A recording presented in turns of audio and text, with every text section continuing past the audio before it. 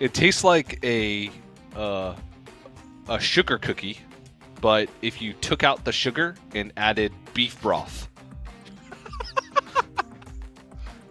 It's not terrible.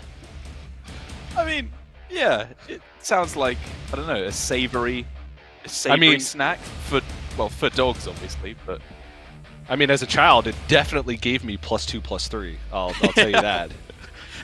And then when you gave it to your friend, you just started running around the playground. I was super excited. You got rush. I got rush. Yeah, got that doggy biscuit rush. You know. Well, speak of the devil, there it is. There it is indeed. A great start to the game. It's, you know, it's nice, of course, to give these minions +2/+3. It does get them up to 4 health. You'd ideally like it a little bit higher, so even with spell damage, these early minions can't be killed off. But make no mistake, this is still one of the best openings that you can have as Hunter right now. Just to be able to get over that breakpoint of all those 3 damage removal spells like Perpetual Flame, Lightning Bolt, and Serpentine Portal.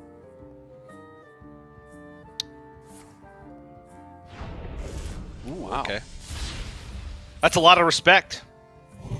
A lot of respect. Yeah. Which makes sense, right?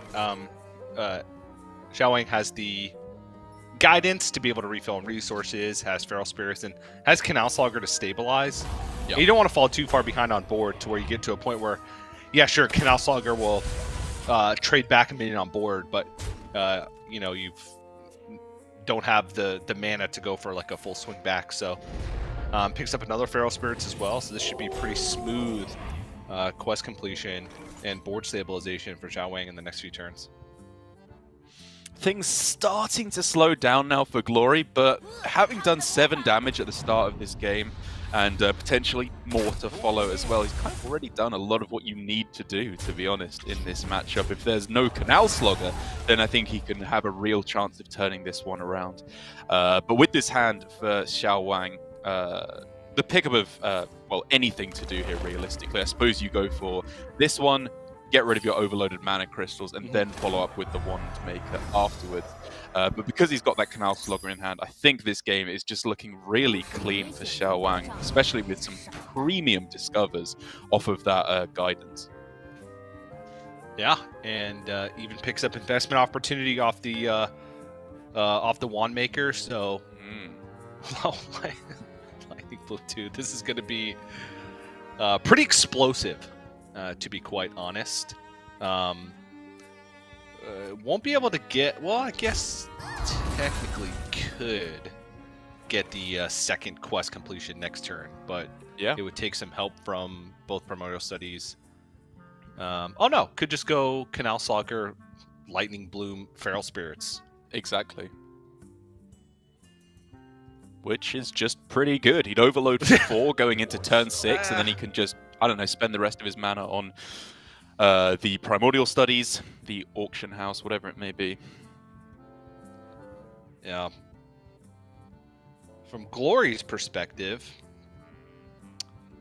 I mean, I guess just the Rhino, but the longer this Intrepid Initiate stays in hand, the harder it's going to be to actually get value from it, right? Because you expect with all of these discoveries that Xiao Wang's going to take the board the next turn, and then you're going to be playing an Intrepid Initiate in a situation where you're never going to be able to get any value from it. Yeah, and Rhino will always be good. There's also the chance that you can top deck one of your, how many is it? 2 True Aim Crescents that Glory is playing, which ups your damage significantly on the Rhino if you find that. But now, of course, it gets an awful lot worse. The Wound Prey is fantastic here, just to be able to deny the healing for a turn, and then you follow up with the Rhino. But, I mean, just looking at Xiao Wang's options, he's going to have to draw so unbelievably dead to not be able to win this race. Yeah, and at this point, even just the Primordial Studies could be enough, but picks up Serpentine Portal. That's going to be a good one.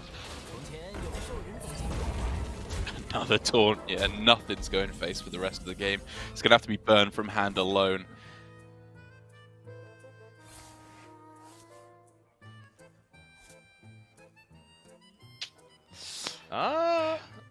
Okay. Rinling's rifle can do something. I mean, you get double explosive trap into explosive trap. I don't know. Yeah. I think that's more or less where you're at. I agree. And horrible weapon to find there. But if you're just using this Rinlings as 4 damage face, it's part of the way there. Who knows? With a couple of aim shots, maybe Barrack Kodo Bane off the top. This is still technically within the realms of salvageability, even if not by much. Yeah. And I think that's actually just Brukan playable on this turn, because he played the Serpent Shrine as the first spell of this last step, I believe, last turn. And so now it's just Zapper, Bloom, Brukan. You can even end with playing the Primordial Studies to activate it twice, unless I'm mistaken. There's maybe some merit to like holding on to Lightning Bloom for post Brukan, but I feel like just having the 7/7 on board, even if you're going to be overloaded for a good amount next turn. Primordial Studies is actually pretty good post Brukan because you get the double discount as well. So yeah, I think that's fine. Yeah, it's very relevant. It means he could get down Thalnos right away if he wanted to get a bit of extra card draw. He could find himself a guild trader just to start trading that away next turn. There's lots of options that allow him to discover those more powerful spells, assuming that he fit it in time. Okay, that's fine, I guess. Yeah. Oh, yeah. Oh. Well, yuck. Guardian Og Merchant hit face. Equip the Trium Crescent. You have to hit the Zapper, right? Because you need Freezing Trap, I think, to stop that from just killing you. No, you need Explosive, and you hit face. You're very brave, TJ, but you're also sadly the kind of man that would eat a doggy biscuit, so I'm not going to listen to your advice.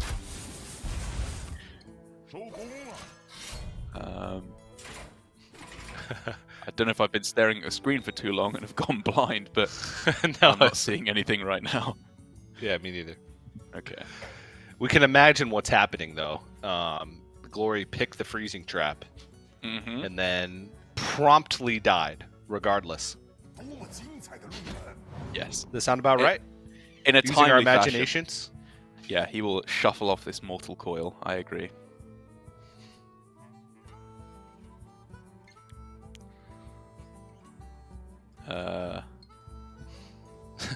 Yeah, I don't know if I'm gonna... You want to turn this into a Dead Minds review show? Sure. Alright. Let's go. What's up first? Defias Leper. 2 mana 3/2. Priest card. If you're holding a shadow spell, deal 2 damage.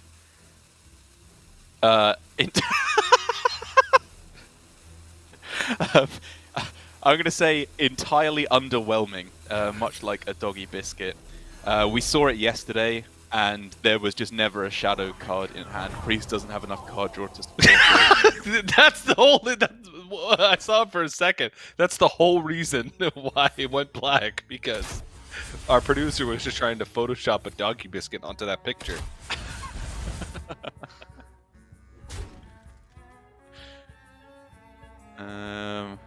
Yeah. All right, up next. Okay. Deepwater Evoker. We still cannot see anything, no. What was up next on the review, sorry, TJ? The Deepwater Evoker. You probably don't even know what that card is. I have no idea what that card is. Is that the mage one? Yeah, it's a mage. Draw spell, gain armor equal to its costs. 4 mana 3/4. It's a good card. What do you... It's a good card! Why you have to be mad? What about the Monstrous Parrot? Repeat the last friendly death rattle that triggered another 4 mana 3/4. Oh, we're back! Hey. We'll continue the rest later. Oi, oi, oi. Well, what do you... how is this game going on? Is he dead? Okay, I think he's dead. Double on the lightning bolt. Gloria showing us he's still got a little magic spark, because this was a lot closer than I anticipated it being. Yeah. Yeah. Got him down to 6. If only he had that explosive trap and that 2 extra damage to face. Dang nabbit, if only. What a fool. Yeah.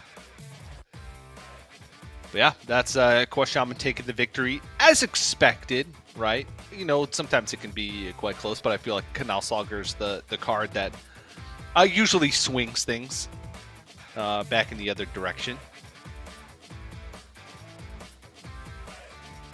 And that's exactly what happened. Precisely, yeah. Xiaowang just able to take down the aggro deck. This is the expected outcome. You know, Glory obviously took a risk by starting off with the Hunter. There were a few pretty disastrous interactions. Obviously, the Shaman is about the worst of them, but I would say that Shadow Priest is a pretty disastrous matchup as well for the Hunter. Even Pirate Warrior I very much don't like the look of. And now comes the problem. This is what I've been talking about, Tej, is that there's not really a good counter available to the Shaman. With Rogue, Demon Hunter, Warlock, and Mage, I would say the 4 best decks into Shaman all being banned away. The best you've got is, I don't know, Aggro Druid, because you can try and just swarm the board before they can get their removal online. Maybe Paladin, but that just looks Shaman favored in all honesty. And I don't think Control Warrior is getting there. It just gets outvalued. Yeah, it's very tough, very tough. You kind of need that sort of combo middle ground, right? Mage being sort of, you know, my number 1 as far as against Quest Shaman. Yeah, it's going to be difficult. Maybe, let me look at the bans real quick again. Is Shaman left it? There it is. I'm pretty sure it was Mage banned on both sides. No, it's Shaman banned on the other side. Oh, really? Oh, my bad. Okay, apologies. No, well, is it? I said, is it? Oh, no. I think it's Mage then. I thought I saw Mage. They can counter Shaman with Shaman. Just go for the mirror? Just go for the mirror. I mean, what else are you going to do? It's probably their best shot, to be honest. I mean, again, it depends where you fall on Aggro Druid. We've seen, I think, APAC specifically winning that matchup, but I really don't like the looks of it. And I would much rather Possessy say, who's got 1 thumb and is about to win a Shaman mirror? This guy. I'm down for it. I think that's probably the best option at this point.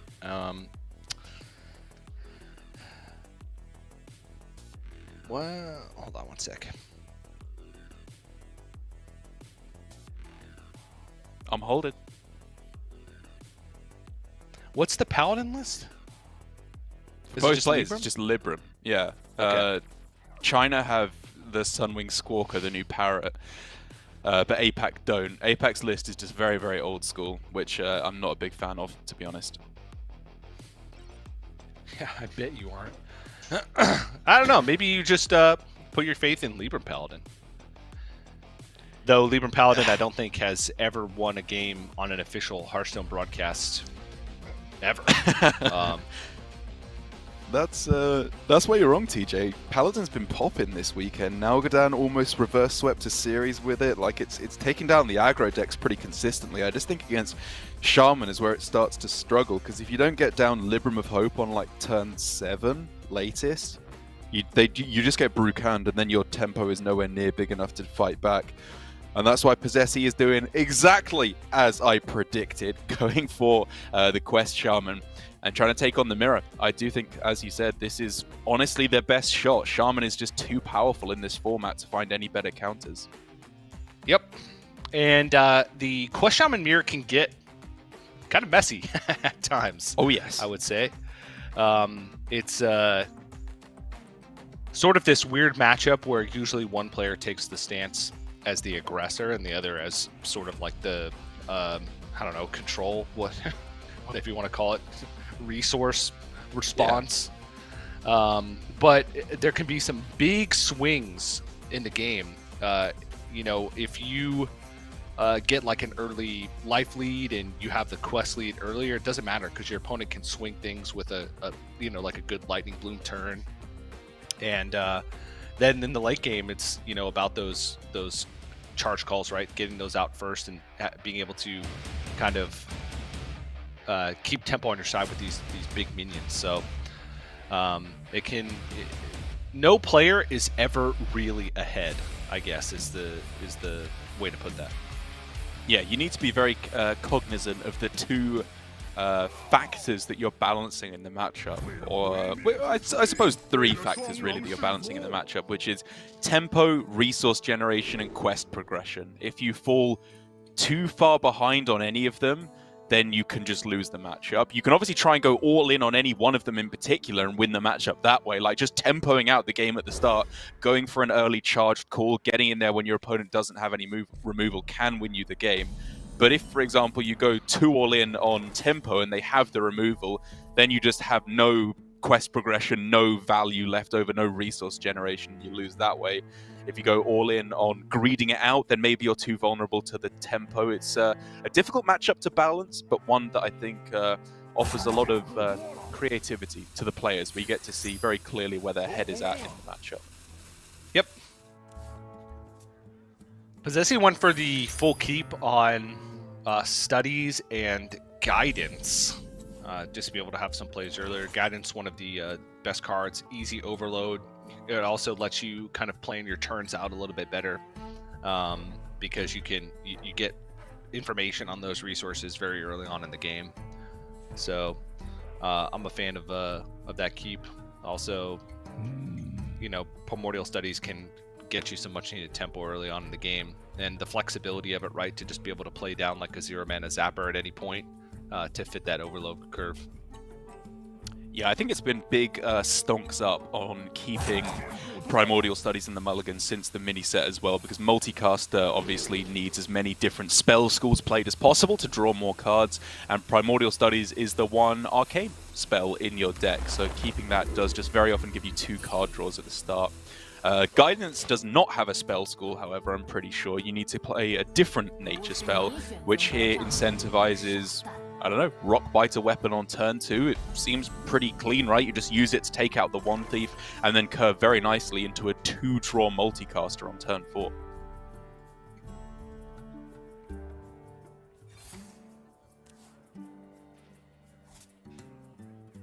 Ooh. Interesting. Gonna be a trade, okay. Yeah.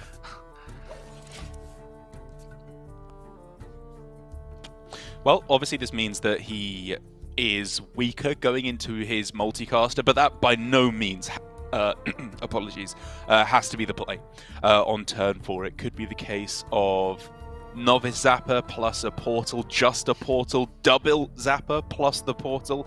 A few different ways that you can try and sequence this one out in order to get your quest completed as soon as possible as well. Oh no. The humongous Razor Leaf. It's huge! It is huge. And to be fair, somewhat counterintuitively, that big plant is very, very fire resistant against the Perpetual Flame. It's really just a lightning rod at the moment that's going to protect the rest of his board from those clears. Yeah, that's kind of funny, actually, because I don't think that's even one of the worst ones you could get. Obviously, it can't attack. You'd much rather have something that is resilient to Perpetual Flame, but can attack. Yeah. This is just always going to be there, making Perpetual Flames incredibly awkward. So that's the upside, at least, for Xiao Wang to be able to go through. This is just kind of some awkward turns. I think, yeah, Serpentine Portal just makes sense. Oh, yeah. Lucia and could go for... Oh, decide to not go for the quest completion. Wants to squeeze a little bit more juice out of this and maybe hold on to these Novice Zappers to a point where Possessi can actually make use of the spell damage before unleashing them.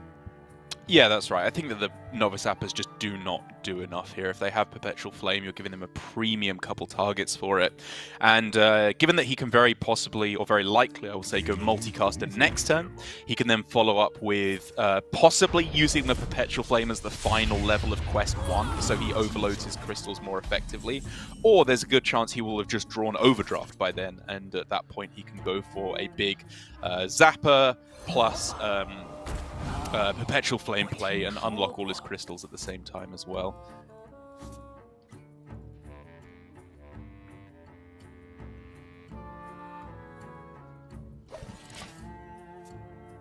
Oh, still just holding on, want to go for that big swing. So now it's one more overload spell to complete level 1 of the quest for Xiao Wang as well, I believe. In which case he could go for... Lightning Bolt on this turn. It's a little weird because you don't want to complete the quest just for the sake of it. You kind of want to get some value out of your overload cards along the way.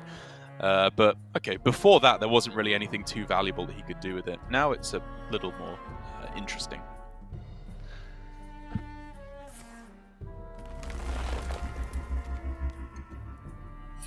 This is just a giant game of Quest Shaman chicken. Who's gonna use their spells first? Just waiting for the right opportunity. Yeah, and this is where the being able to read the context of the matchup becomes very important, because in my opinion at this point in the game it's not worth a tempo charged call. Very often it is in these matchups. You should consider it in the early game if you're ahead on board, if your opponent's low on cards, so they're less likely to have the answers. But at this point, either of them winning you the game, is that any better than just going for a multicaster, which also draws you cards at the same time? I think for Possessi, I'd rather just see him focus on quick as you humanly can, going for the quest progression, and then following up afterwards with the charged calls. Yeah. I would agree. But this is going to be a large amount of quest progression if he wants it. Maybe a Novice Zapper. Oh, just going to go both. I expected him to go into a Primordial Studies here. But it's just going to go for tempo with the charge call right now. Okay. Yeah, this is the downside of ending your turn on 6 mana. 6 mana summon, is because you have both Onyx Mage Scribe and Auctioneer, which really want you to follow up with a spell afterwards. Obviously, he just goes with the biggest one he can here, but this is a pretty big whiff, honestly. Like, you were looking for Cairn, Mage Scribe, Cornelius, basically just anything that weren't these, because these are very understated. Yeah. He could have gone for the hopeful Gadgetzan and Auctioneer. Oh, that's brave. That with, 7 cards, actual cards in hand, excluding the coin, that Xiao Wang had absolutely no way to deal 4 damage. It could happen. Yeah. Oh, it's just, it's a weird way to play this from Possessia. Like, it's not wrong at all, because it does put him ahead on board for the moment, but if he played one more Lightning Bolt or one more Overload card of any kind, he got a 3/3 as well, which is more vulnerable to Perpetual Flame, don't get me wrong. This is a little bit more resilient, and he could have gotten a much better 6-drop, which maybe would have made this play a little bit more, seem a little bit more powerful than it appeared in this instance. But it is still just a usage of an incredibly powerful card in the matchup in Charged Call in, honestly, somewhat underwhelming fashion. Yeah. Maybe he thinks because he has the second one that he can use the second one to go for that, the big minion, maybe like post quest completion, maybe double 10s. But maybe he just felt like that was his best opportunity to try and go for tempo and maybe give him an opportunity to play a little bit of a resource turn this turn. By playing the multicaster. Maybe he didn't want to fall behind on board and maybe have to play multicaster into a board where, he was going to be falling behind. So, well, now weirdly enough, I kind of am on board with the the charged call again, though. Like, because he's used the first one, his ability to go for the super late game plan, it's still there, absolutely, but it's a little bit weaker now. And because he can go for summon a 3/3, get an 8-cost minion, or even a 9-cost if he wanted to here, off of this charged call, you could start to understand his decision to go for it a little bit more, because it just puts him in a position where he's very far ahead on board. So. Yep. Taking the 2/3s instead. Not absurd. And this does give Possessy a chance to get Brucon down next turn if the picks up a cheap overload card off the top, or Primordial Studies offers the Novice Zapper. True. Yeah, that would be big. Wow, just starting off trading. Like 1 out of 6 mana is a deceptively high amount, I think, on this crucial turn where Xiaowang is standing to take a lot of damage on the following turn if he doesn't immediately start answering this. Yeah, it's bold. Incredibly bold.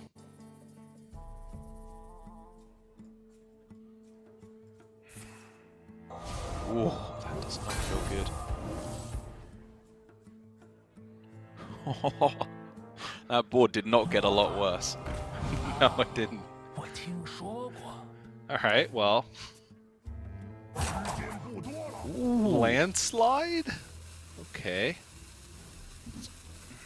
It's just not quite good enough yet. I think you'd rather save that Bloom to go with the Instructor Fireheart next turn instead. You need something pretty impressive to start digging you out of this one, and it's not Bloom Landslide in my opinion. Yeah, I don't think it is.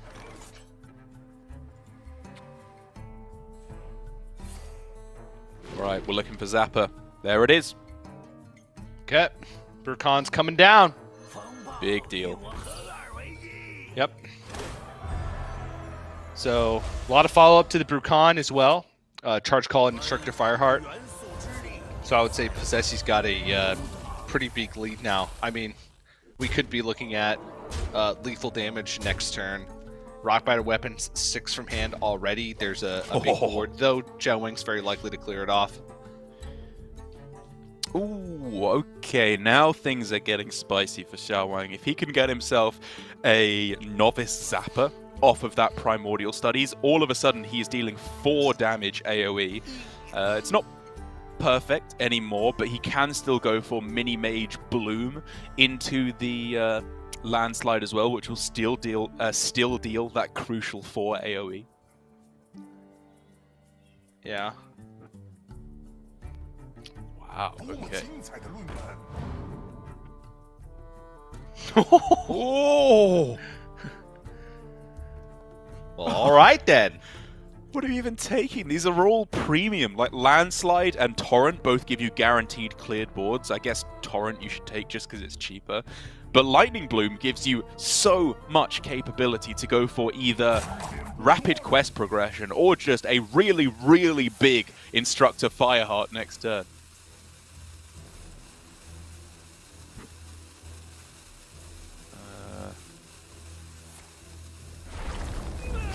Excuse me? He did not overload. He botched that turn pretty big. Wow, that was a disaster. Yeah. I mean, as soon as he traded the Overdraft, I think it was a mistake, because he could have just gone for Lightning Bolt on the Brucan and then follow up with the Landslide to clear the board.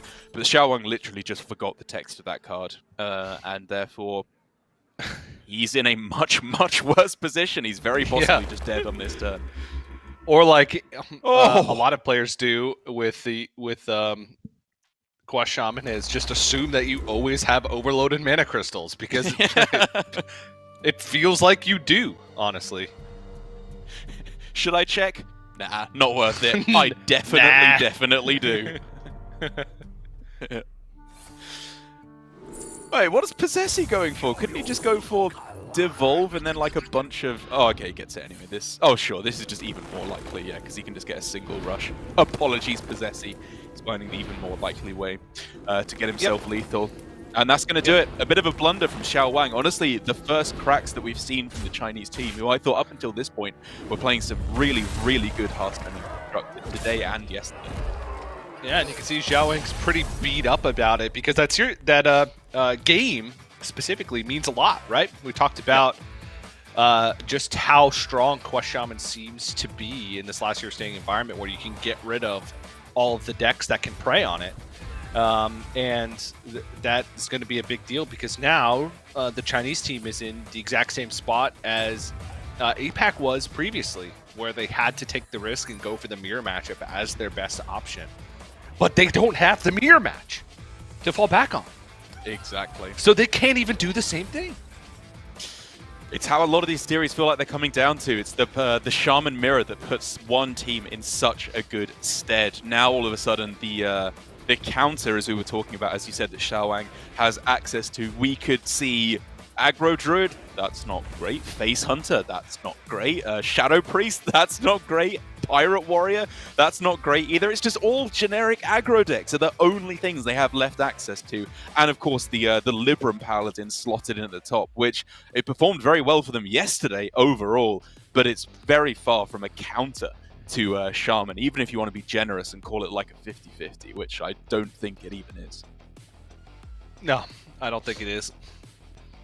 I would agree. But at this point, maybe it just changes every time. Remember when I had purple hair? Those were the good old days. Was it I don't remember. Did I know you then? I don't even know if we met while you had purple hair. I can't remember. I don't think we had at that point. Maybe. But it moves! What in the heck? Last production value right there. Hello, it's me, TJ. Look at me, I'm moving my mic. I'm a ventriloquist.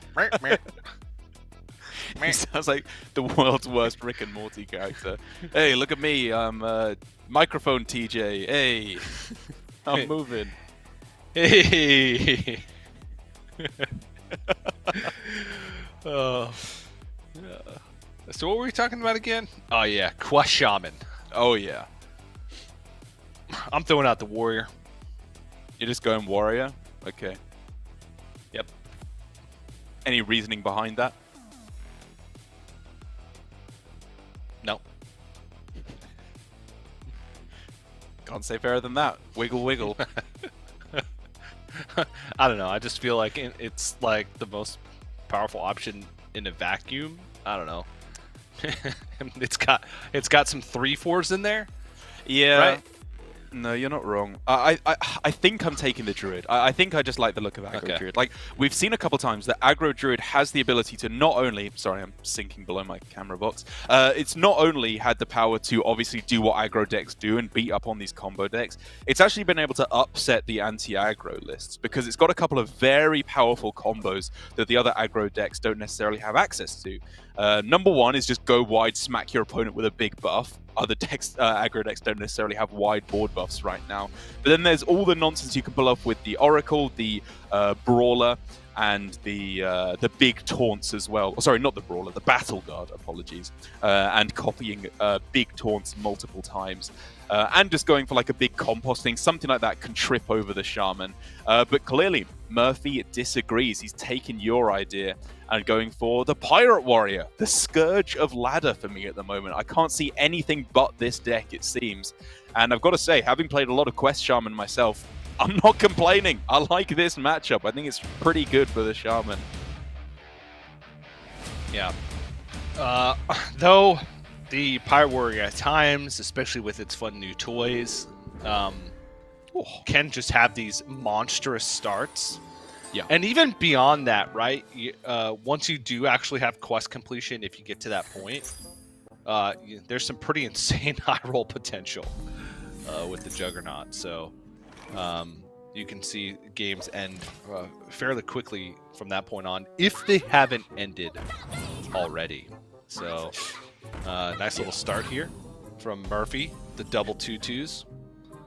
I mean, it's more than a nice start. This is an absolutely bananas starting hand. Being able to go for, the Cannoneer next turn, which will draw the Whetstone Hatchet, which is the only weapon they have in their deck, so it's guaranteed at that point, which will then instantly fire the cannons, dealing 4 more damage face. This is absolutely lightning fast. Oh, even that is really good for Murphy. A cannon can just deal with it like that after the weapon swing.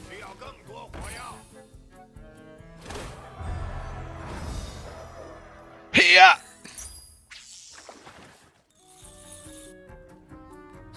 Nice.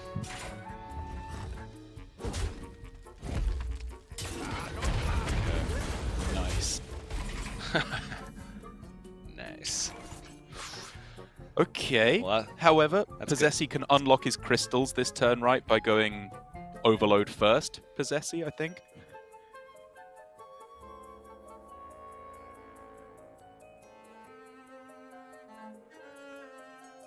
I feel like is this not a pretty straightforward turn? Am I crazy? I think it is. Yeah, of course you would think it is. Sorry. What's going on, TJ?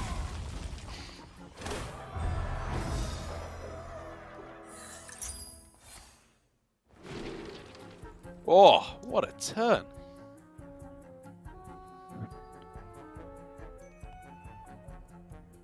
It's got to be the Zapper, right? I know card draw is tempting, and Possessy, to be fair, is an absolute Phoenix fiend. I feel like he always takes this card in the weirdest spots.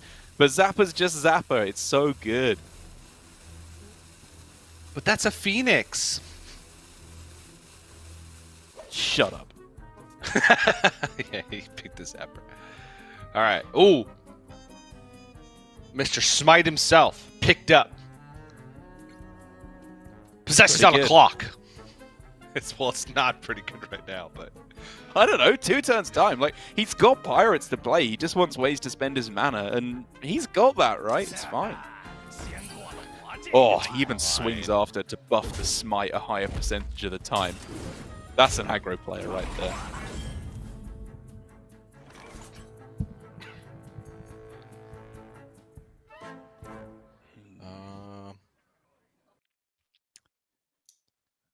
Zapper, Feral Spirits does get you the 3/3 taunt as well, which I am interested in.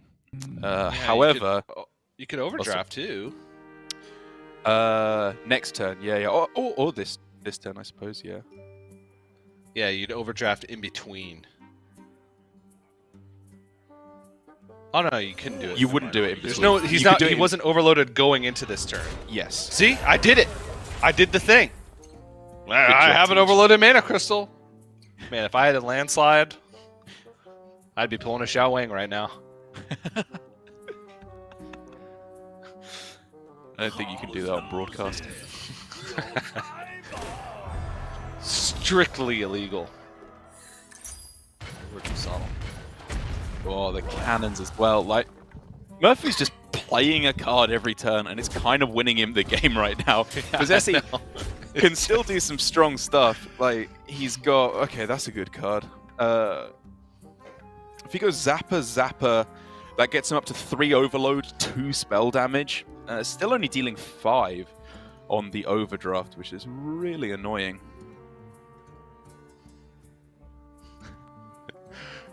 Possessy's like, got all these like crazy difficult turns. Oh, how much overload do I go for? Like, how many resources do I want to expend on this board? I need to worry about my life total. Murphy's like, ooh, that card's green. Bloop. You horror, matey.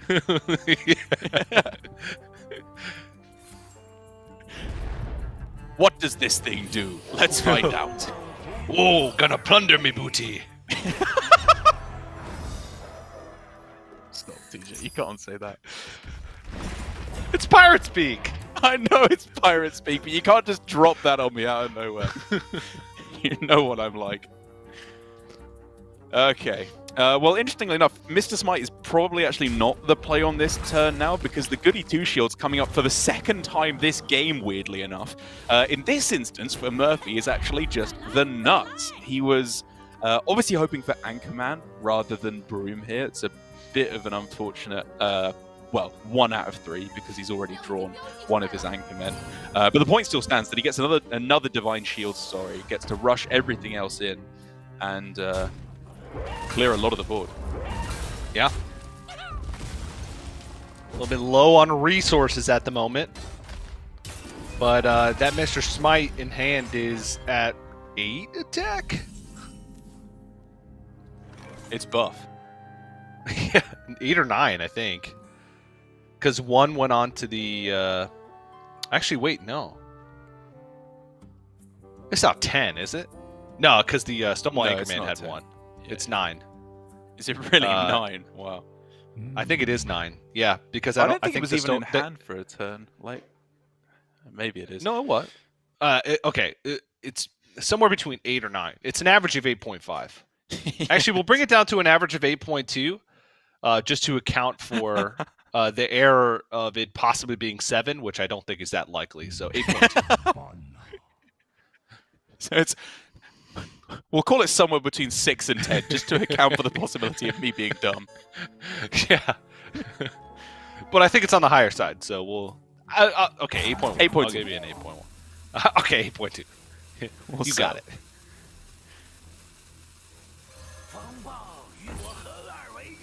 All right. Whoa. All right, that time he had overloaded mana crystals. Gonna be able to get the multicaster off. Just 2, right? Yeah, I believe it was just 2. Arcade in nature. Oh, yo, these are some powerful plays coming down now. Murphy with, I believe, that card offering him quest completion now because he played 1 pirate last turn. And you'd much rather play Rakara than Mr. Smite this turn. I mean, I'm sorry to sully his good name, but it's so strong to just get Rakara down here. Oh, you gosh darn better believe it.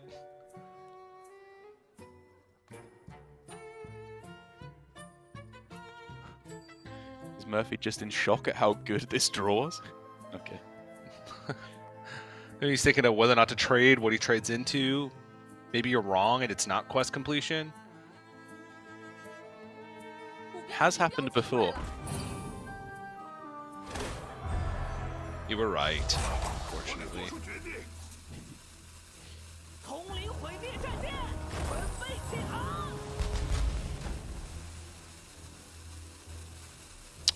And this is where things start getting scary. Possessi has to either develop a very, very threatening board indeed, or get essentially a full clear every turn, because any pirate that comes down now off the Juggernaut is of course just going to instantly have rush. So Possessi is looking at tanking, charge, sorry, not rush.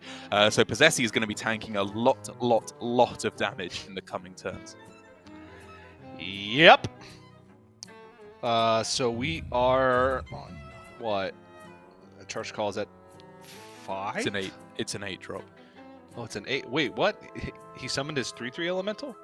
Yes. Oh, okay. I don't remember it.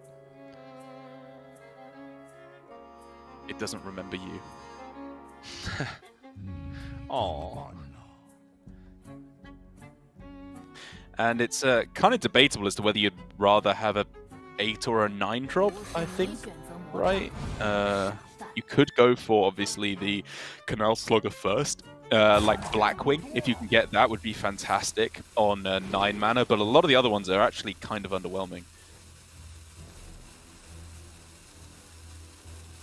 Oh, these are not good. But what about Matter Bomber? That's less good. It's a 9. It's big. It's not even playing it. That's kind of surprising. And it does mean now that he is going to tank a lot of damage. Oh my goodness. 10 plus 8.2. Oh. Oh, look at that Mr. Smite. Oh yeah, it's big. It is big. All right, well, what you got, Possessi? Ooh, a diligent note taker. Still only 1. He needs to get, what's it called? Sleepy Dragon, the 4/12 taunt. Or even that doesn't save him, right? He's still just dead, actually. I think he's just always dead. I can't think of a 9-drop that saves him.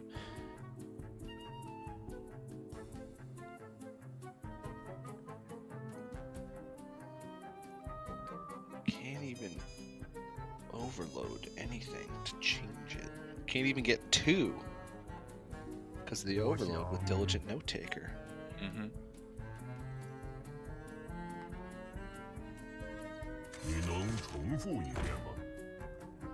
Well, he's going to go for it anyway. He's digging.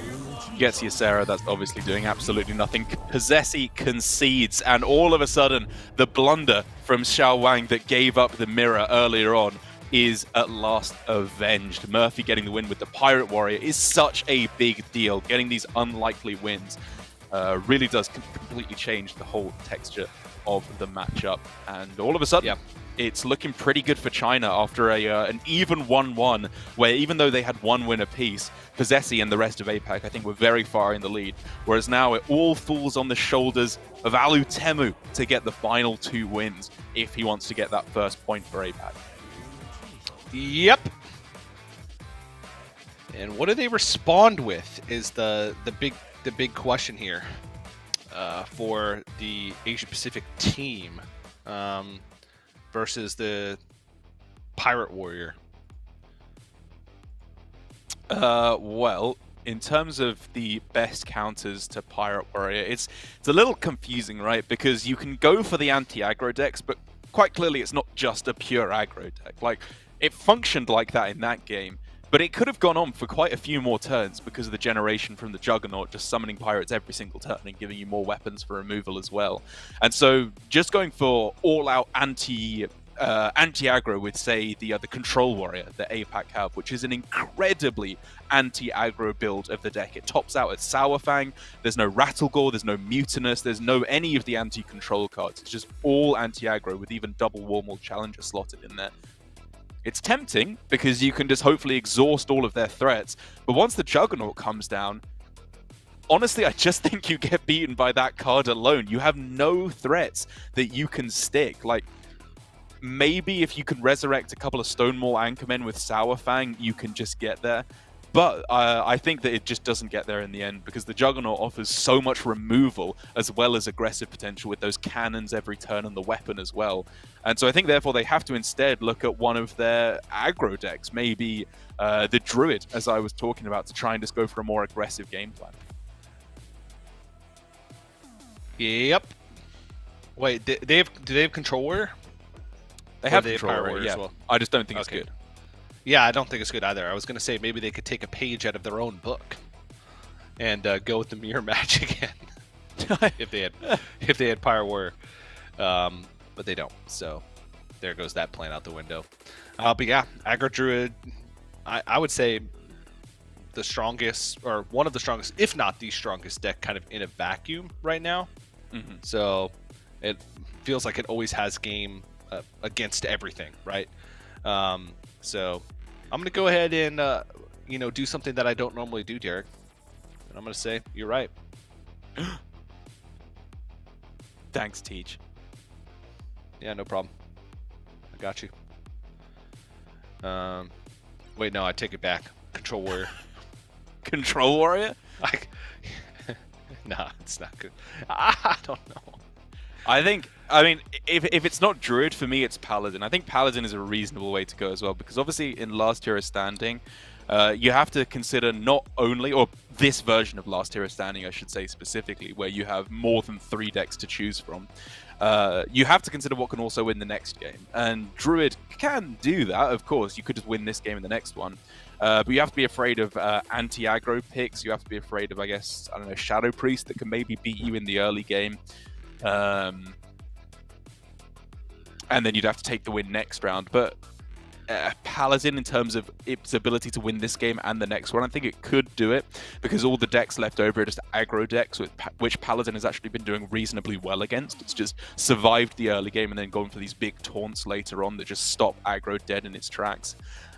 Druid, I think, also has a lot of game against these aggro decks. It's generally a board-based decks that beat other early board-based decks because it just does it a little bit more aggressively. But I would very much hear the argument for either Druid or Paladin going into this next game. All right, well, we're going to see here in a moment what the choice is from Team APAC. Is there anything... I guess not at this point, right? being down 2-1 to hold on to a deck for. Just no point. Yeah, you just need to think what can not be counted. What can get me win now and not have too many bad matchups, and that's, again, the best deck to have ever existed in the history of Hearthstone. Control Warrior. Oh, right, okay. I was wondering where that was leading. I've seen some bold claims about the power level of certain decks in this metagame. Control Warrior is not entering that discussion often, though. Yeah, no, I was referring to Aggro Druid. Aggro Druid getting a fun new tool as well. Oh, we didn't complete our Dead Minds review. Let's go down the list here. Wicked Shipment. Wicked Shipment. Again, you're exposing how bad I am at my job. I don't even know what that card does. What's Wicked Shipment? Summons the imps, and then it upgrades when you trade it. Costs 1 mana.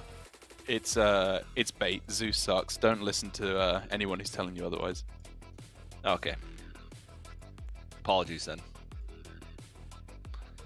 Didn't mean to upset you. Jeez. I'm moving through them quickly. I'm giving you quick answers. All right, Blackwater Cutlass. What? This is probably like one of the most played. Oh no, I didn't. No, it's not. This one is good. Is this the rogue one? Yeah, it's the rogue one. Yeah. That is a good card. That I will happily call thumbs up. Okay. Proving Grounds. It's okay, but OTK Demon Hunter will definitely end up being the better deck, so probably won't see much play.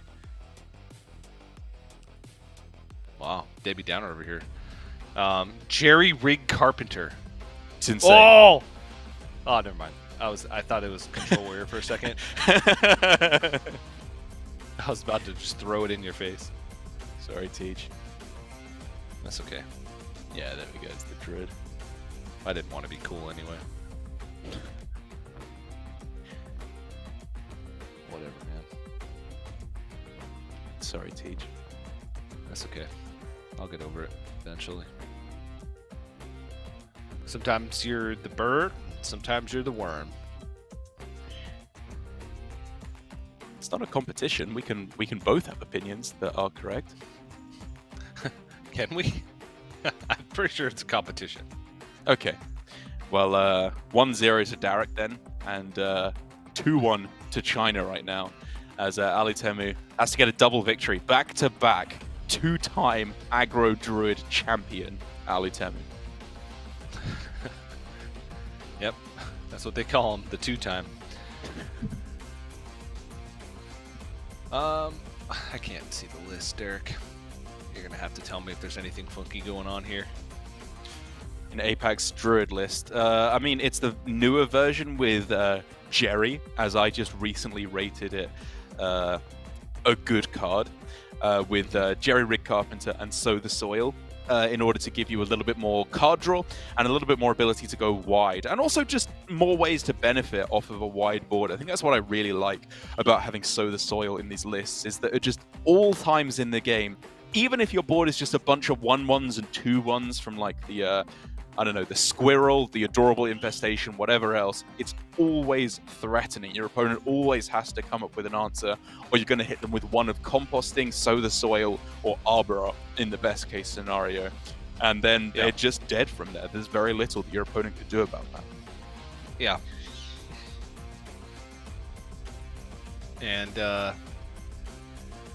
I do feel like, Aggro Druid, while it can seem like pretty, feast or famine at times, I do think there's, multiple ways. It does have always that combo potential, right? Where even if they're holding on to resource, it doesn't mean their hand's dead. They could just have the Battle Guard Oracle combo and muscle you out of the game that way. So it's a multifaceted threat deck. Which I think is quite cool. Indeed, very valuable in this metagame. I think a lot of the best decks are ones that can function in Well, actually, I'd say a lot of the second best decks are one that can function in multiple ways. Like the best decks are, I don't know, Rogue, Demon Hunter, Mage, ones that just do one thing very well, where they just do like a big combo and kill you. But then decks like Paladin, Pirate Warrior, Quest Shaman, Aggro Druid, they can kind of function as aggro, mid-rangey, some of them even a little bit control-y as well. And those are like reasonable because they very rarely have terrible matchup spread, but because they lack a little bit of focus, like the Rogue, the Mage, the Demon Hunter, and even the Warlock do, they don't breach into the upper echelons, I will say, of the metagame tier list. Ooh, great use of words, Derek. Fantastic word, and a great usage of it, I will say. I don't know what an echelon is, if I'm honest. I say it. Is it a physical thing or a concept?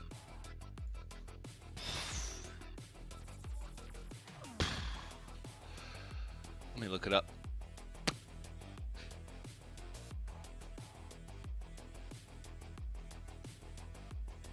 Well, there's also a military term of echelon, a formation of troops, ships, aircraft, or vehicles in parallel rows, with the end of each row projecting further than the one in front. Oh, that's what I meant. That's what I was referring to. What's the other definition? A level or rank in an organization, a profession, or society. Echelon origins. We're gonna get to the bottom of this, Derek. Don't worry. It better be quick. Originates from the French word échelon, which derives from échelle, which means ladder. So the upper ladder. That makes sense. Sure. Well, didn't we learn something today, TJ? Didn't we all? Okay, we're in game. Spicy start here for Alotemu, right? Keeping Grave out in what is an early board-based aggro tempo matchup is pretty bold, but it quite clearly has some strong synergy with the Battle Guard if you can keep it alive for a couple turns. Yes, it does. As for Murphy, he's got a decent opening, right? Harbor Scamp. Does need something to maybe fight for board a little bit, but I guess with the quest completions that are going to come early on in the game, that's going to give him some of that natural board control ability. Man, Murphy again is just taking it easy. 2, 3, 4 good cards on curve, not needing to think about a thing, whereas Alutemu's game plan is a little bit tougher, but not to say that it's any weaker at all, because this is a really, really powerful start, right? He can go for a buff on the 1/1, I suppose, with the second Adorable Infestation, and then play a Marsul Cub, which would leave him with 3 minions on board after the trade, setting up for playing another Marsul plus the composting on the next turn as well. Yeah. It's quite good. Oof, those VTs. That's spicy. Yeah. Still fine, though, I think. I think it's smart. Yeah. Like, it gets... I mean, I don't even want to say punished by the 3/4 pirate that gives +2 attack. The... what's it called? Stormwind Freebooter, because that would still be able to kill off the 3/2 peasant if he hadn't buffed that instead. So I think it's just kind of better in almost every scenario. It's only the weapon that this gets potentially a little bit weaker to for Alutemu.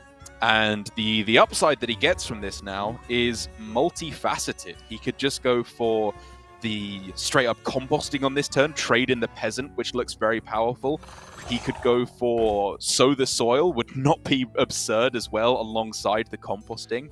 But instead he's just going to go for maximum draw, the quad Marsul squad coming in for 4 and then 5 card draws with the peasant as well. Yeah, the only downside here for Alutemu is hand space. Oh yeah. Doesn't have enough for all these cards, though he's not going to be drawing all of them next turn, so he has a chance to kind of space things out. Oi, oi, oi. And all these pirates are just awkward for Murphy, right? You can go for the 2 Bloodsail Raiders just to give yourself 2 pirates on board, summon the or draw the weapon from your deck, but you're not killing anything then. If you go for the Stormwind Freebooter, you're sinking extra damage and you're then floating a mana. If you go for the Sword Eater, you're then sinking a lot of extra damage into what is just a 1/1, which feels very inefficient. I think just playing on curve with Sword Eater. Yeah. Ooh, okay. Actually, gonna go for the double 2/3s just to still fit the curve, but have more ability to kind of fight back, right? The most resilient board. And I guess the real benefit of this is that he can also fire the cannons very easily next turn. He would just need to play any one of these cards, and it would instantly deal with a fair bit, most likely, of Alutemu's board.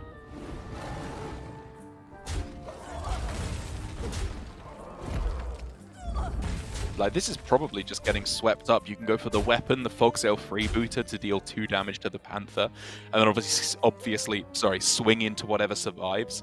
And this board is almost entirely dealt with at that point.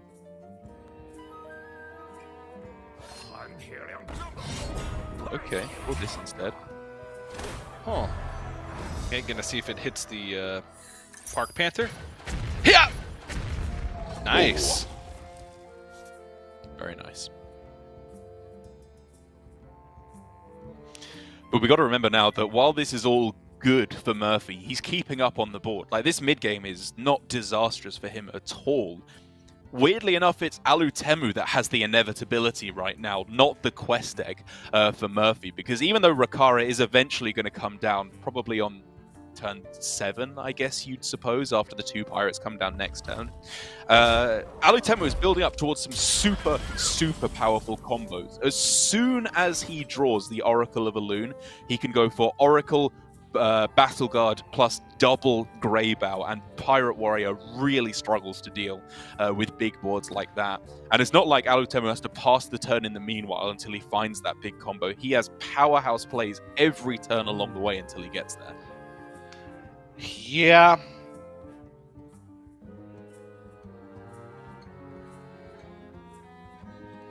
This one is not the easiest because Arbor Up would be like a double trade. You burn your next card. You could Arbor Up sit, but then you're kind of in the same position.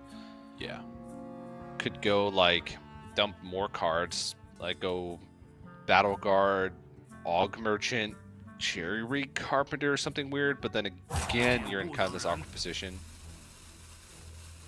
So if you go Jerry Rig, summon, buff, Divine Shield, like, you don't necessarily have to attack in and kill off the Sword Eater on this turn, but in the end, Alutemu, wow, just going for straight up getting the Greybow down now. I honestly hadn't even considered this play because I was kind of earmarking the Greybow for that combo that I was laying down earlier on.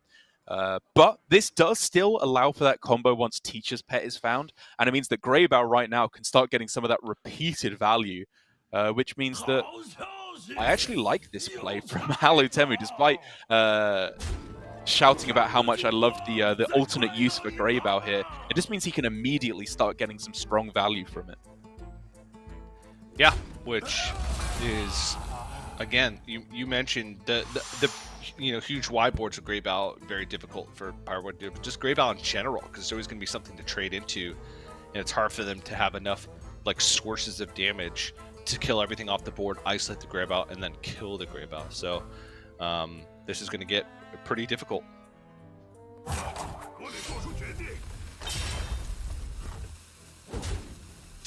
Overwrites the weapon just to start buffing cards in his hand, take out the 1/1. Doesn't feel good, I'll tell you that, because this Greybow is just coming back instantly. And not only that, Alutemu gets the 2-mana discount right now on the Mule if he wants it straight away. And there are just a multitude of powerful plays. I honestly have no idea how you're supposed to approach this because there's so many good plays. Well, you play a taunt for free. That is step Correct. 1. Love it. It's the only taunt. Your decision's been made for you. Thanks, Mule. Okay, Arbor Up it is. Yes, good.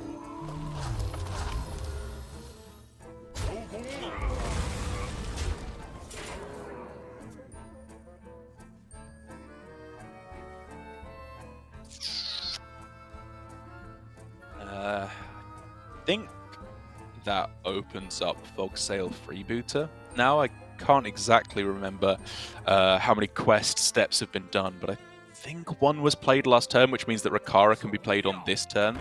But you have to be expecting to be dead. Like, I know he's losing this game anyway, and you have to take a risk here, so you probably just play Rakara and pray that you're not dead. But boy, oh boy, was this game a blowout from Alutemu. Yeah, certainly was. And I I feel like that wasn't even... it was a good start, right? You know, Peasant opening with the normal precision to composting. It can be hard to beat those kinds of starts, but it certainly was a nice, you know, well thought out game plan from Alutemu to take the victory. Now we're all tied up at 2-2. So Murphy and Team China have to find something that's going to be good against this Aggro Druid, and they have a myriad of aggro decks themselves. So they do have some stuff, but you know, maybe not the best matchups overall against Aggro Druid. Right, you are. They don't have a Control Priest that some players have gone for. Apologies, I think Europe was the main proponent of going for this very slow, shadow-ish Control Priest that worked out pretty well for them, actually. They haven't got Control Warrior, obviously, because they've already used their Pirate Warrior and just lost with that for Murphy. And so the only chance that you have is either to go for Face Hunter, Shadow Priest, or Paladin as the remaining decks, I believe, for Team China. And I think Tsai Miao, as the one remaining player, if I had to guess, is going to go for this Paladin. You can take the Mirror if you want to. It's not absurd to just go for the Druid. But the Paladin, in my experience, has actually been surprisingly good against the Druid. If you don't get run over by a really early composting or really early Arbor Up into killing you on that turn, the removal's very strong, and the taunts are just a nightmare for Druid to deal with. A single Devout Pupil, Varian, or Libram of Hope, even just an Outdoor Truth Seeker, can just shut things down. Yeah, a lot of trades end up having to go in to those big taunts, and then that just buys you so much time, right? So I agree with you again. Feels like it's happening more and more. We're so in sync.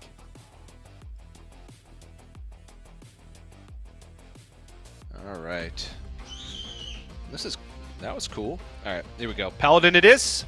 Oh yeah. And they do have, I think you mentioned it earlier, right? The Sunwing Squawker, if I'm not mistaken. Correct. The new Paladin card. Well, relatively new. New for the competitive environment because we haven't really had any tournaments. Which repeats the last spell cast on a friendly minion on this. On the Squawker itself. Could give you an extra Libram.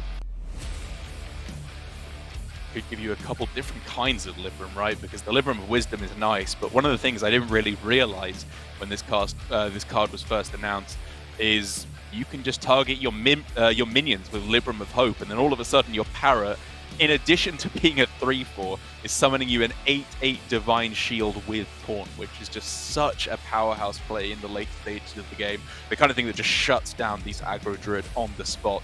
But that's all very late game oriented. The real heart of this matchup is fought in the first couple turns. Ooh, okay.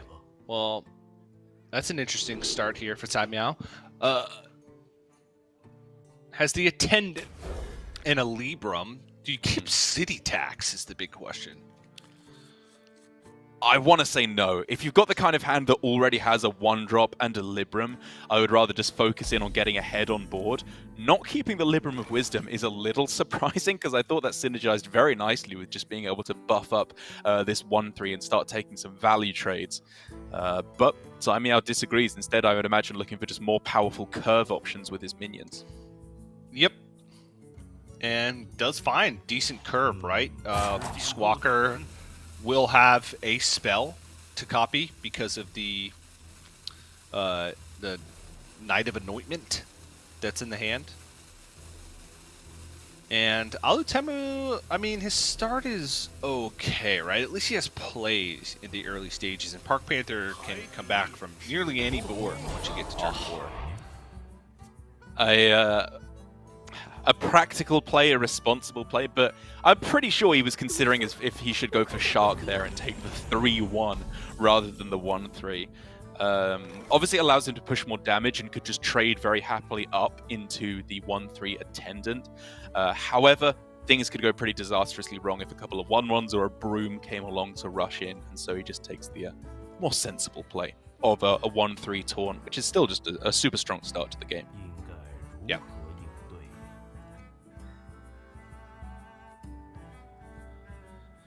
Whew, okay. Well, playing out the Battle Guard right now actually has a huge upside, right, with the Oracle in hand if you pick up one of those cheap taunts.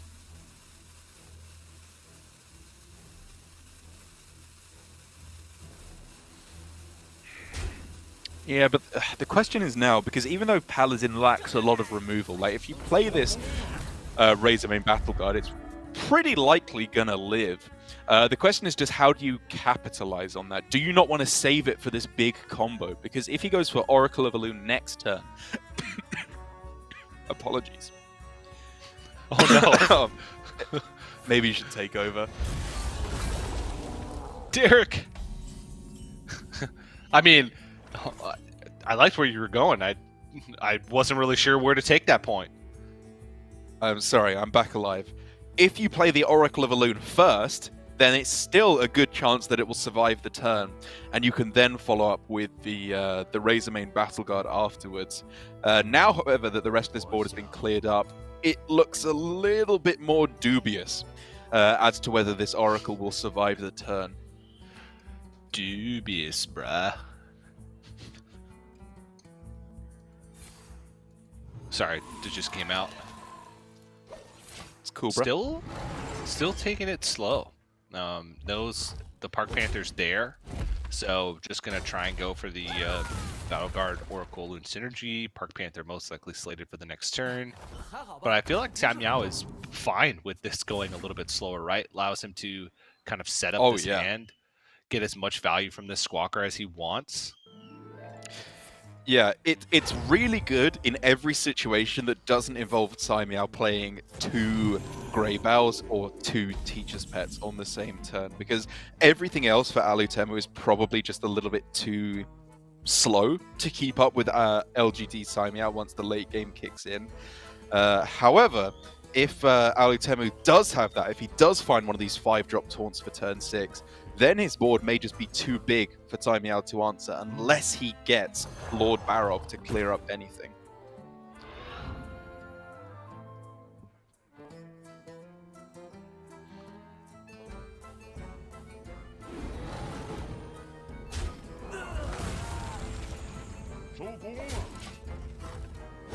Okay.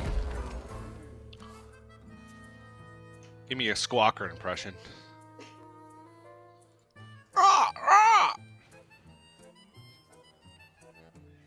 Wait, was that it? Yeah, isn't that what it says? Does it say something? I honestly don't know. I was hoping you knew.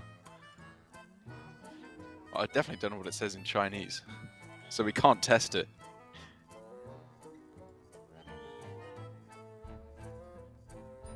Okay. Well, we'll see. Could go for what? Bannerman Brew? Or a Knight of Anointment Broom? With a Libram? Mm-hmm.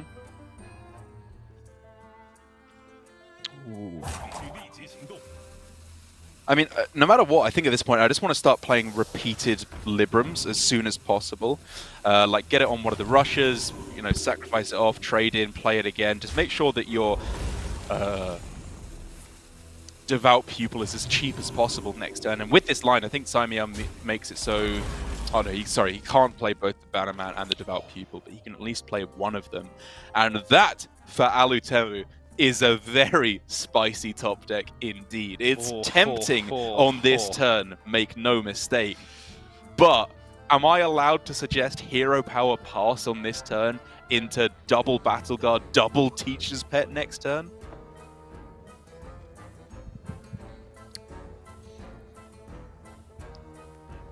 What if you go even deeper?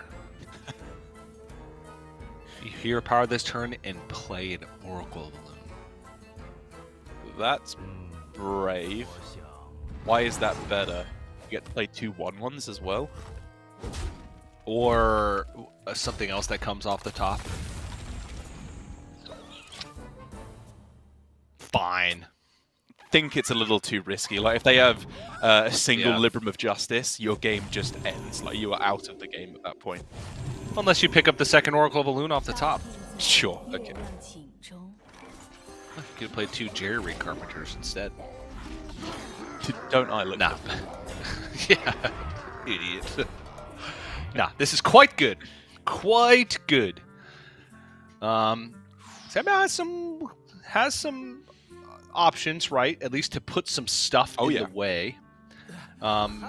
Devout Pupil is quite cheap. Ooh, Lady Liadrin.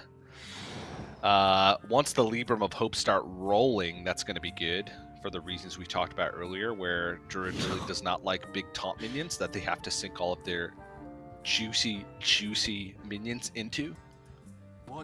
Oh, this one's going to be so close, right? Like, the Broom in combination with everything else on this turn is really, really powerful in terms of being able to clear everything up. But there's a lot of really good beasts right now. There's a good chance you get Poison. There's a good chance that you get, I don't know, King Muckler for a 5/5. Like, everything is strong, apart from Iron Beak Owl on the Death Rattle. Both of these, fantastic. The coins that you get from Loan Shark, I'm sure you can find some use for those.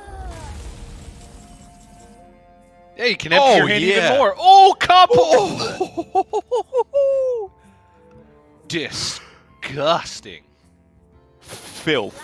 Absolute filth. Gross. I'm going to die. Bit strong, but still very powerful.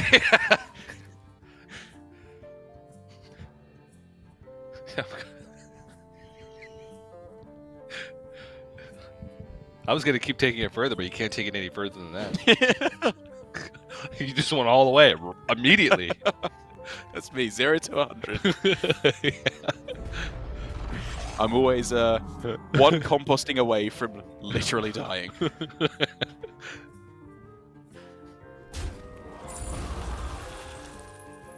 Just dump everything. Oh yeah, you can't stop him. This is draw your entire deck now. I guess you can hold on to the second coin. Or you can coin to assert dominance. I don't even need this coin! Take it, you're gonna need it when I get all the prize money. Oh, jeez. Yeah, it's actually just his entire deck you can draw now. It's so absurd. Saimiao is going to need a very powerful play, and a very powerful play on this next turn. Ooh. Because Arbor Up can come through to turn this around on a dime. That is, however, that fantastic top deck. Now, Truthseeker, buff, City Tax to delete most of this board as well to stop a big Arbor Up. And Libram of Hope plus Liadrin to kind of follow things up, right? That's quite the big deal.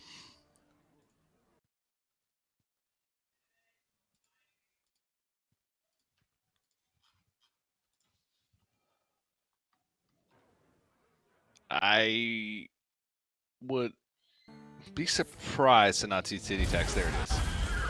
Yeah, I mean, obviously you kind of want to greed it because you at any point have the top deck of Libram of Justice or Barov, which you obviously need a synergizing card to go along with.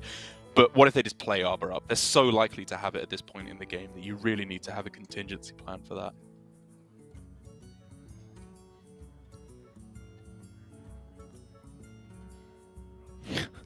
Again, it's just an embarrassment of riches. I just don't even know what you go for here. You can go 0 mana Donkey, that's probably the start again, and then Peasant Donkey Arbor up. You could go for Greybow to try and start getting some value from that, plus Arbor up just straight away is not absurd, maybe with a Coin Peasant alongside it. Out of my hand, Donkey.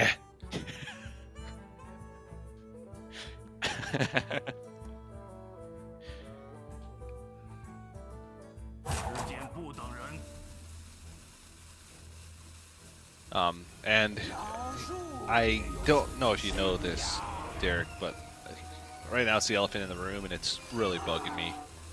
After casting with you over the past, since Pack Mule has been released, mules and donkeys are not the same thing. I know. Mules are like half donkey, half horse, right? Yeah. But you keep calling it a donkey. And Apologies. I just can't stand it anymore. I mean, I need to pay homage to the donkey of Donkey HS fame. Okay, then it's acceptable. Because donkey is great. Donkey is great. Okay. Sure wishing you had that city tax right now, huh? No. This is fine. You do this, and then you Libram, and then you draw the second Squawker next turn, and then you Liadrin, and you're just good. Just good. He's got to get through so much stuff. I mean, they both do. They both have to get through so much stuff. There's a Greybow Death Rattle still to go here. There's cards in deck to go for another Oracle plus Battle Guard plus Teacher's Pet play later on in the game. Like, yeah, they just both have infinite taunts to try and push through. This is such a weird stalemate for an aggro deck versus a mid-range deck. Yeah.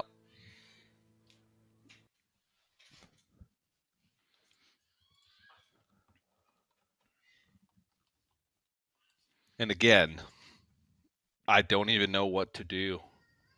Like, I kind of want to just make a trade first, to just see what the next draw is. Actually, 2 draws, to see what the next 2 draws are. Plus getting a Greybow as well, oh my goodness. Yeah, what, Donkey, Mule, apologies, plus Arbor. There we go. I think I just want to keep the Teacher's Pet and the Battle Guard. As long as you're doing that, I'm happy. Yeah. Oh, look at all these powerful plays. It just doesn't stop. Infinite reload. Oh, that looked like a rope from Alutemu. Or an overdraw? Oh yeah, that's an overdraw. No, there's nothing to draw. He's fine. Okay, yeah. So he missed a play. He could have played a Peasant or a 1/3 alongside all this. Yeah. But it's okay. He got all the relevant plays in, I think. Unless he missed attacks, but I don't think he did. Did he miss an attack? No, the other mule was played that turn. Everything else was played that turn. Yeah, so it was just missed a mana. And I don't even know. I guess maybe you could argue... It's probably wrong. I think you are like supposed to play the 3/1 here. Yeah. Well, yes, it's wrong. For not getting the Druid of the Reef, but...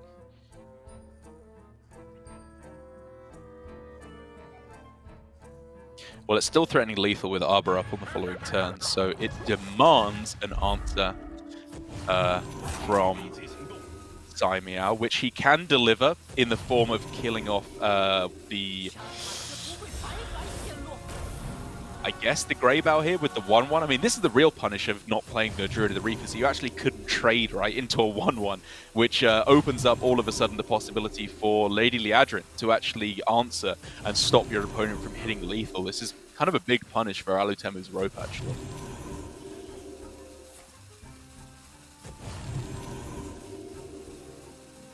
Or for just not killing the 1-1. Yeah.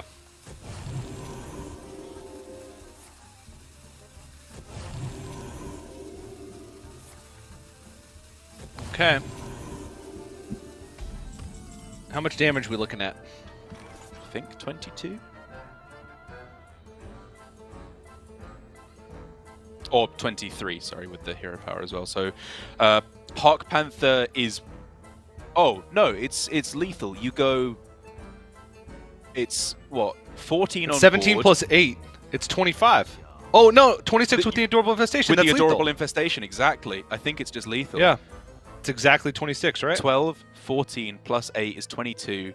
3 from the Park Panther is 25, and then plus 1, yeah, it's lethal.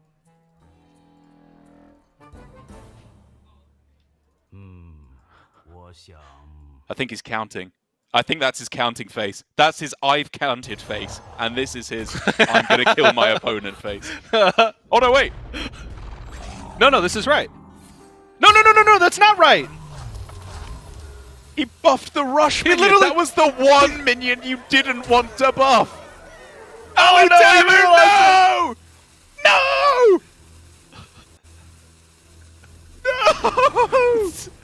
That meow's like, oh my god.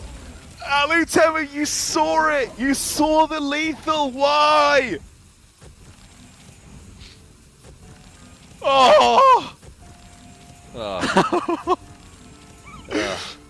Why, APAC? Why do you always do this to me? You're so good, but you just keep doing this.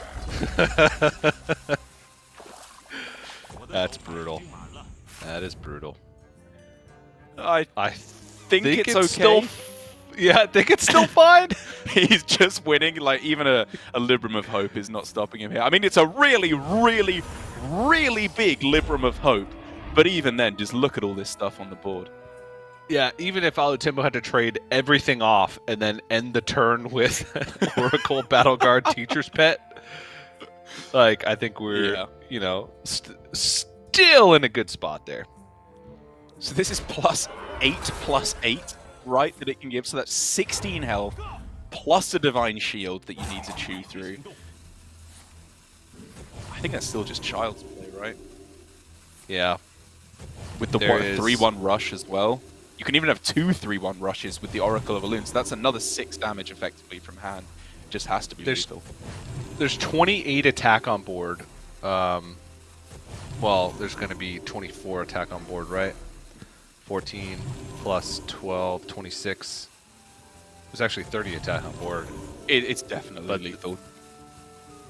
Yeah. Like, you go hero power down the Divine Shield, trade 10 damage in, and then you follow up with Oracle double rush for 6 more damage, and then you definitely have 12 left on board, right? Yep. Alutemu sees it instantly this time. Like, you know, Alutemu doesn't mess up these kind of plays. This is very out of character for him. But the important thing is, despite a weird and wonky ending, he does get there 2-0 on this Druid to pull things back. And APAC get another win on the board, salvaged after their you know, mediocre Battlegrounds performance by another win here with the victory for the first of our series in the constructed portion. Yeah, that was a kind of a crazy series, right? It seemed like there was a lot of upsets going around. What is that supposed to mean? What is your giggle supposed to mean? It was just Alutemu. He was cute. He was laughing to himself at the end. Okay. Like, yeah. He's just adorable. I can't help it. There was also a couple of pretty atrocious misplays. Oh, yeah. Series. Big time. But at the end of the day, you know, Alitema was able to get there despite that. The game plan was solid, just kind of was going through the motions after spotting the Letha was just like, okay, need to do this, need to do this, need to play Adorable Infestation, just not the right Adorable Infestation target after everything's said and done. So, yeah, APAC seems to be doing quite well. I feel like China was... I want to call them the favorites in Constructed. I would want to call them the favorites in Constructed. I feel like these players in particular, and just China in general, you know, have been dominating international competition recently. Like, we can point at Masters and say, oh yeah, well, it was a Europe final last time. Well, I mean, China has less representatives going to these Masters tours on average than Europe, and has still come away this year with a good chunk of them, I'll say. Yes, exactly. I will say that of these three players, and of Xiao Wang in particular, of all the different Xiaos, this is one of the smaller Xiaos, or the Xiaos for any Chinese speakers in there. Hilarious little pun. Xiao Wang has had a reasonable performance in Masters Tours, I believe reaching top 8 in Masters Tour Ironforge, but when compared to Xiao Bai, Xiao T, and even Xiao Dai, I think that he has not had quite the same level of performance. But he has still, I think, been playing some very strong Hearthstone. It was just this one blunder this series with the not realizing the overload on his landslide that really let him down, and ended up giving the win to Possessi. Could have gone that way anyway, but it was an unfortunate error, and then obviously Alutemu's missed lethal at the end that culminated eventually in a win anyway. And overall, even though that was obviously a mistake from Alutemu, I just want to say I thought he played his Druid here so smartly. I think he understands this deck to an incredibly high level. He knows the combos you're going for. He knows the game states, the patterns that you're trying to repeat every single game, and he knows how to move towards them. And so he ends up a deserving victor, proving something that it took me a long time to learn. But there's a lot more than meets the eye with this Aggro Druid. Like, I thought it was just a pretty stupid arena deck when I first saw it, to be honest. But the good players consistently put up better results with this deck, as we saw from Alutemu.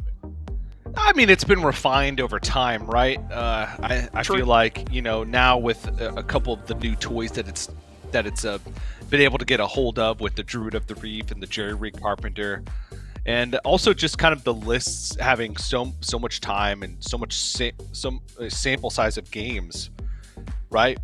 To get the deck to a point where it's refined. I think that now it's just such a force to be reckoned with, and in the hands of a good player, it's incredibly scary. It's one of those decks where the win rate doesn't really fall as you go up in ranks, right? As you go from the lower ranks to the higher ranks, which means it's just a deck with a lot of raw power, and it's a deck with a reasonably high skill cap, and that's a dangerous combination when you look at it from a top-down perspective of the metagame in general. The higher echelons of play, myriads of opportunities, pantheons. I don't know where I was going with that word, but I felt like saying it. But with that, Derek, we're going to go to a quick break. We're going to have some more constructed action coming up after this one, so you're not going to want to miss this. But don't go anywhere. More from the Global Invitational for Hearthstone right after this.